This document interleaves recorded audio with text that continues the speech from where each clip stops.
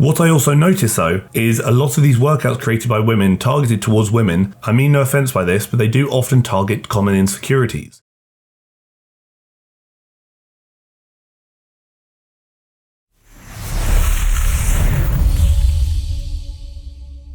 Guess who's ill? Once again, it's me. My immune system has definitely taken a battering over the last year, so I'm not sure what's occurring there. This kind of follows on from the video I did on Caroline a few weeks ago, where I look at some creators in the industry and have a look at their most popular video and maybe discuss a bit around why I believe it's popular, what's good, what can maybe be improved, all those bits and bobs. Daisy's most popular video, well actually a couple of her most popular videos are videos I've already actually covered, so I can't re-cover them. But I don't believe I've done this one, which is the Quarantine Abs, my 8-minute go-to cinch waist workout. And this apparently includes some of Daisy's favourite ab exercises that she's put into a quick workout that you could do 2 to 3 rounds of if one round is too easy. On days I feel good, I'll do 3 to 4 rounds. On days my body is tired, sometimes I only do 2 rounds. Daisy is someone I have covered many times on the channel. Daisy is actually the reason why a lot of you are here initially from the video I did on her a couple of years ago. And I want to kind of expand on something I do touch on. And I also want to kind of like preempt a future video I'm planning on doing, which is going to be what makes a good home workout. But we're going to discuss a few things very quickly. Essentially, first movement, we've got elevated crunches. Actually, in fairness, I'll give it this, is that I like this to an extent. Again, you know, when we are looking at working the abdominal region, so that's kind of like the muscles typically referred to as like the six-pack ab muscles, we're looking at reducing the distance between the sternum and the pelvis, or the pelvis and the sternum, making you crunch to some extent. So doing a crunch motion where that distance is reducing, big yes, big fan of. This elevation of the legs though, doesn't do any extra snazzy stuff. Ultimately, the elevation of the legs is largely actually just going to bring in some of the hip flexors. It's not necessarily going to increase how much the abs are working, because ultimately the range of motion is not changing and the difficulty to go through that range of motion is also not changing. And this is like a leg raise variation, again something that is a common theme amongst home workouts, which I do speak about often, but I'm actually going to elaborate on this later, is that these kind of leg raise variations again are not as abdominal focused as you might think. There's obviously this big idea that if you get a lot of like low abdominal burning down towards the legs, you're working the lower abs. That's not necessarily true, because movements like this are going to be very hip flexor dominant, and the hip flexors obviously run from that lower abdominal region into the legs. So doing movements like this, although yes, they're going to yield some burning and are going to work to some extent,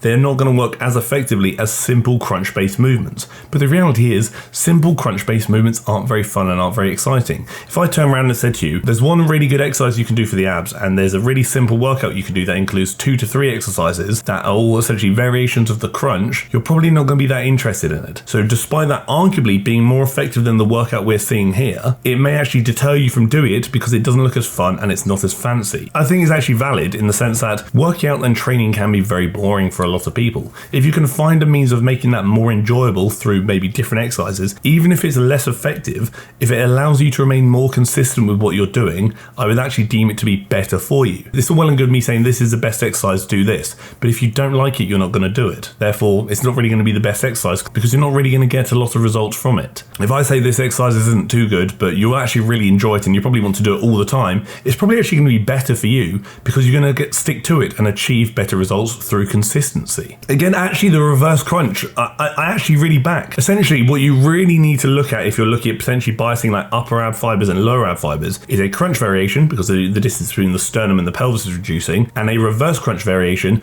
in which the distance between the pelvis and the sternum is reducing. So again, crunch being more upper ab dominant, reverse crunch being potentially a bit more lower ab dominant. Once you've done both of those, you really don't need a lot else. There's obviously the argument you can bring in more like stabilizing movements, like let's say the plank and whatnot, that aren't necessarily going to be the best for like abdominal hypertrophy, but do have a place elsewhere through, like I said, core stability and whatnot. And then obviously you can consider training the obliques directly if you want to, but many people do actually typically avoid that due to the potential illusion of a thicker waist forming due to oblique hypertrophy. Very quickly, I must announce the TFNL home workout guide has just gone live at this moment, which is always going to be linked down below in the description and also potentially in the comment section too, which is essentially an add-on to the growth guide. So the growth guide was a fitness resource I created with my friend Ryder to basically give you all the basics of resistance training, explain what does what, how it does things, why things work, why things might not work, and what you can do to essentially formulate your own effective program, whilst also including 30 weeks of programming in there. We've done a similar thing for home workouts this time, where we're doing it as, like I said, an add-on to the growth guide, which expands on the information in the growth guide, but applies it to home workouts and how you could effectively structure and create your your own effective home workouts, whilst also including, I believe, 36 weeks of home workout programming in there as well. That includes a bodyweight only program, that includes a dumbbell only program, and that includes a program that maybe involves a bit more equipment. So dumbbells, bands, TRXs, and things like that. So it really does have a lot of options for a lot of people depending on what you have access to. And that is currently on sale down below in the description and in the comment section. So please, if you have some time, have a gander if you want to, but never feel any pressure to. And as always, I really welcome your opinion and your input. And then we move on to a bicycle crunch. Again, a movement that is going to actually involve the obliques to some extent,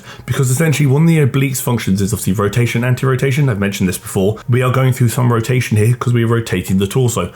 Therefore, the obliques must be doing something to encourage that rotation. Again, is it the best move in the world? No, it'll probably hurt a lot, and you are getting some crunching, which is good. Ultimately, when you're looking at like effective movements or how effective movements are, you typically look at how you could progressively overload them. Whether your goals are to get bigger, to get leaner, whatever it may be, if you're looking at developing muscles to any extent, which many of you actually are when looking at abdominal workouts, you probably want to consider ability to progressively overload. So can you do more reps up to, let's say, 30 reps as a maximum? And can you add more weight? So could you add weight to these movements? And in a lot of these cases, you probably can, but movements like this typically might be a little bit harder to add additional resistance to. The Russian twist is a bit easier to add resistance to because obviously you've got things like the bands and whatnot you can include, but ultimately, again, Russian twists are a very oblique dominant movement because they're very rotation dominant. Again, do you want to train the obliques directly? It depends. I say if you're deadlifting a lot and you're looking at anti-rotation to prevent muscular imbalances, doing anti-rotational movements could be a big yes, but for the sake of aesthetic appearance,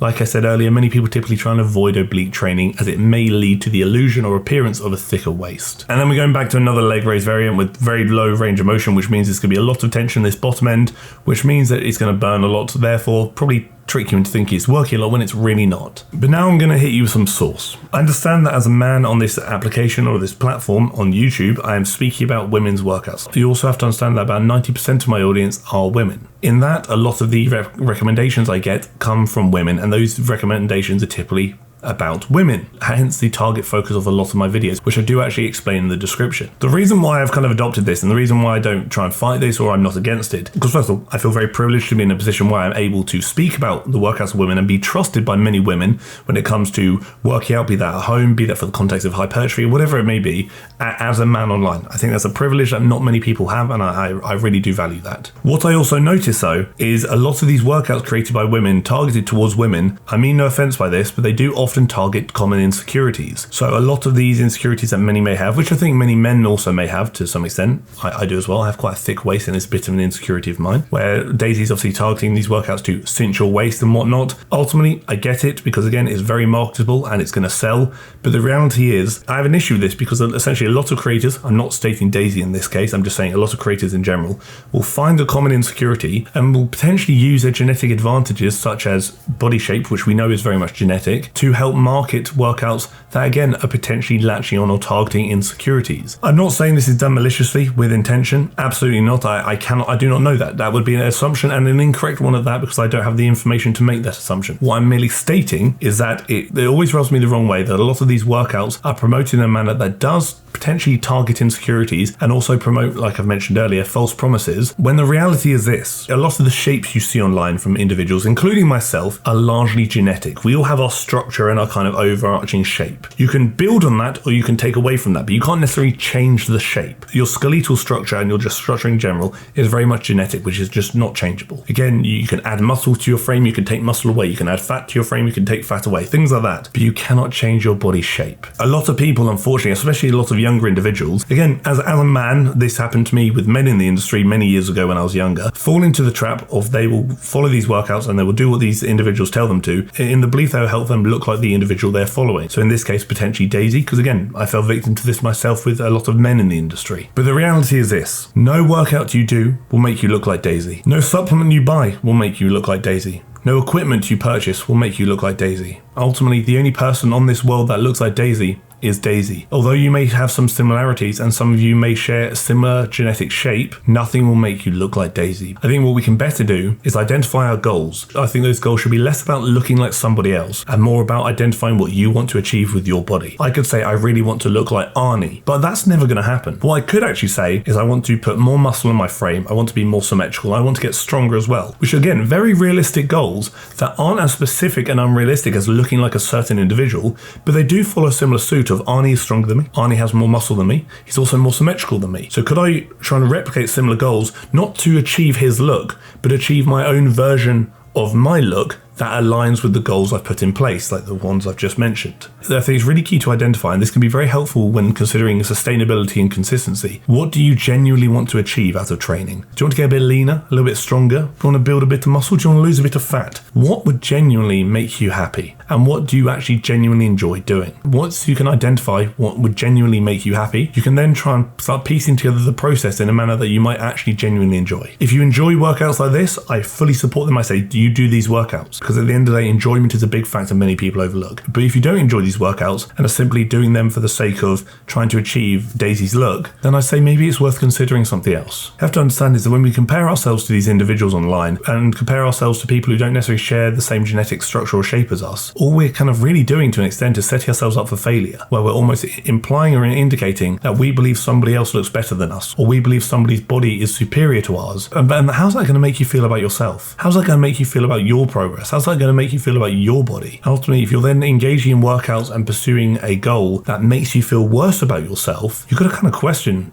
is it really worth it? And I say for a lot of people, I'd probably say no. Identify what you want to achieve and then identify how you can achieve it in the most enjoyable and sustainable way. Once you've ticked those boxes, you've set yourself up for what I would hope to be a very sustainable, enjoyable and healthy journey. And that actually kind of answers a question surrounding why I believe this is one of Daisy's most popular videos. A few of the exercises, specifically the crunch variations, were actually pretty decent. I was happy to see them included, especially as they are typically deemed to be a bit more boring. What I think could be improved is maybe a bit more emphasis on adding additional resistance to these movements to encourage that progressive overload. I think maybe being a bit more cautious with movement selection to take emphasis away from hip flexors and maybe try and place a bit more emphasis on the abdominal region itself. Maybe even throwing some plank variations in there for some core stability and whatnot. And also maybe just a bit of further explanation about what's going on and why it's occurring. That is it. That is the video. No comment question of the week this week because I'm currently probably in Northern Ireland at the moment, so I had to get ahead with some filming, so this has been filmed in advance. There are going to be some changes coming to the old social media platforms in the next couple of weeks. I'm going to do a bit of a restructure when I get back because I want to start taking this a bit more seriously, improving the quality of my content and making everything I do better and more sustainable and hopefully more enjoyable, entertaining and informative too. Thank you for tolerating me. Thank you for tolerating my very croaky and not too jazzy voice. And thank you for tolerating the video.